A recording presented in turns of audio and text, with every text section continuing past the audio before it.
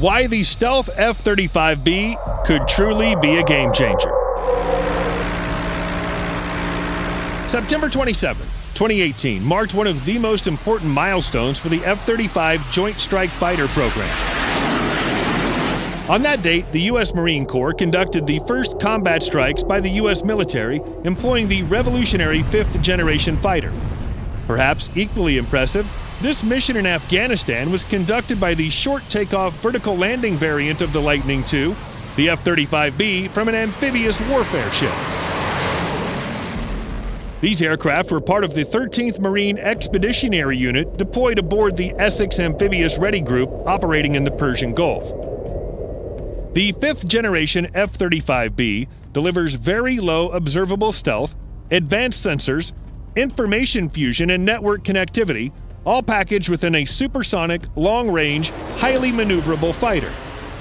It's the most lethal, survivable, and connected fighter aircraft in the world, giving pilots an advantage against any adversary and enabling them to execute their mission and come home safe. As new threats emerge, it's more important than ever for U.S. and allied fighter fleets to fly the F-35B stealth fighter, the world's only fifth-generation international aircraft. Intended to replace the Marine Corps fleet of obsolescent AV-8B Harriers, the F-35B represents a geometric increase in at-sea air capabilities. The F-35B can fly farther with a heavier weapons load than the Harrier jump jet. Even more importantly, the Joint Strike Fighter's stealthiness and suite of advanced sensors provides the Marine Expeditionary Unit with unequaled intelligence, surveillance, and reconnaissance capabilities. But improvements in range and payload do not properly tell the whole story when it comes to the F-35's impact on air warfare. The F-35 stealth fighter will totally upend the force exchange ratios between the United States of America, coalition air power, and that of prospective adversaries. Lieutenant General Mark R. Wise, the U.S. Marine Corps Deputy Commandant for Aviation, explained the F-35B fighter jet effect this way. The F-35's 24-to-0 kill ratio killed all the targets. It was like Jurassic Park watching a velociraptor. Kills everything. Does really well. We can't get that airplane fast enough into the fleet. According to the most recent Marine Corps aviation plan, the service plans to buy 420 F-35s, 353 F-35Bs, and 67 F-35Cs. That would have supported 9 squadrons of 16 F-35Bs each, 5 squadrons with 10 F-35Bs each, 4 squadrons with 10 F-35C carrier variant jets, 2 reserve squadrons with 10 F-35Bs, and 2 fleet readiness squadrons with 25 F-35Bs each. For us, the F-35B, the ability to operate from austere airfields and ships, both incredible. In fact, in war games, one of the handful of capabilities that really causes an adversary problems because it's so flexible, it's employable ashore or from ship. General David H. Berger, Commandant of the Marine Corps. Game changer is sort of an overused phrase, but I am a huge advocate of the F-35 and its capabilities. The F-35B allows large-deck amphibious warfare ships to undertake missions that until now would have required an aircraft carrier strike group. As a result, the range of force employment options available to theater commanders is significantly expanded. In addition, F-35B-equipped amphibious ready groups allow the U.S. Navy to alter the way it deploys forces and manages the new dynamic force employment concept. The F-35B is a significant enhancement in theater, amphibious, and air warfighting capability, operational flexibility, and tactical supremacy. As part of the Essex Amphibious Ready Group, this platform supports operations on the ground from international waters, all while enabling maritime superiority that enhances stability and security. The deployment of the F-35B is of strategic as well as operational and tactical significance. The Navy has 10 large-deck amphibious warfare ships deployed or under construction. Consequently, with a sufficient number of F-35Bs, the number of Navy ships capable of operating fifth-generation aircraft will double. As a result, these sea services will have an expanding range of deployment options available. Equally important, amphibious warfare formations capable of operating the Joint Strike Fighters present a new range of dilemmas to potential adversaries.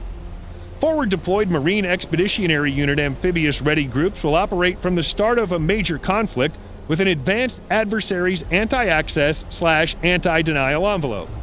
From this position, they can act as an advanced strike ISR capability, threatening the integrity and timing of enemy offensive operations and simultaneously providing critical targeting information for joint long-range strike systems. What if the F-35B were proliferated to allied and friendly navies that currently possess ships capable of operating a short takeoff and vertical landing aircraft? F-35B aircraft have been delivered to the U.S. Marines and the United Kingdom. The F-35B Lightning II aircraft are stationed at the first operational F-35B base, Marine Corps Air Station Yuma, Arizona, and Marine Corps Air Station Beaufort, South Carolina, where F-35B training is taking place. The first United Kingdom F-35Bs are located at Royal Air Force 17 Squadron, Edwards Air Force Base, California, where operational testing is being conducted. Italy, Japan, South Korea, and Singapore will also operate the F-35B. The impact on the world's military balance of a global force of nearly 40 large naval combatants deploying hundreds of F-35Bs cannot be overestimated. Such a capability could propel the U.S. Navy's concept of distributed lethality to new heights. NATO alone could have a fleet of 10 or more advanced strike platforms. Japan and South Korea could conceivably operate another 8 to 10. Supplemented by U.S. nuclear-powered aircraft carriers and large-deck amphibs, these combined forces would pose a serious challenge to Russian forces in the Mediterranean, North and Arctic seas, and to China's Navy in the Western Pacific. It will not be enough to simply drop a flight of F-35Bs on a flight deck to create a capability. To make use of the Joint Strike Fighter's unique collection of sensors and communications capabilities, all the ships operating F-35Bs would have to be upgraded with new command, control, and communications capabilities. This would need to be a network connecting these fifth-generation aircraft with their fourth-generation counterparts. In addition, procedures would have to be developed to exploit the massive amounts of data collected by the F-35Bs and to ensure that actionable intelligence and targeting information were transmitted to the ships and aircraft that could make use of it.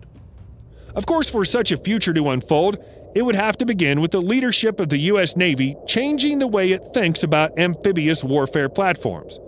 Rather than treating these ships as toys for Marines, they need to embrace the potential offered by F-35B-equipped large-deck amphibs to play a critical role in enhancing global deterrence and to serve as a unique first-day-of-the-war strategic capability should deterrence fail.